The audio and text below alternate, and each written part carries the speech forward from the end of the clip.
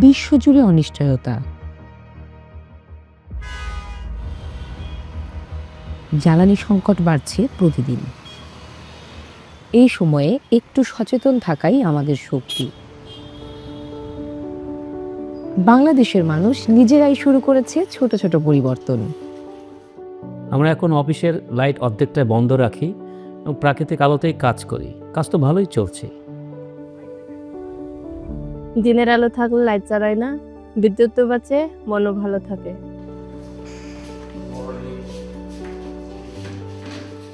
AC এখনো 25 degree নিচে রাখি না, আসলে একটু চেষ্টা করলে সবই সম্ভব।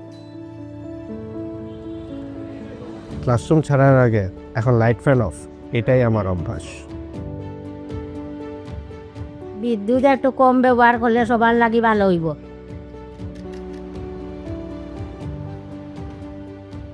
অফিস শেষে সব সুইচ, লাইট, ফ্যান, এসি বন্ধ করে যাই।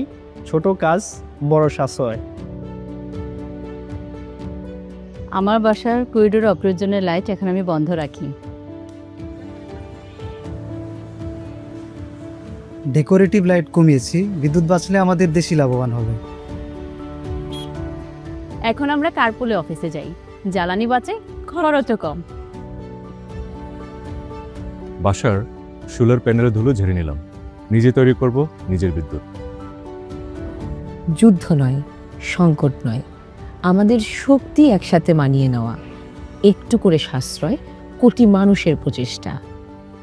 আজ একটু কম ব্যবহার করি, আগামীকাল সবাই আলোয় থাকি। বিদ্যুৎ সাশ্রয় করুন, দেশের পাশে থাকুন।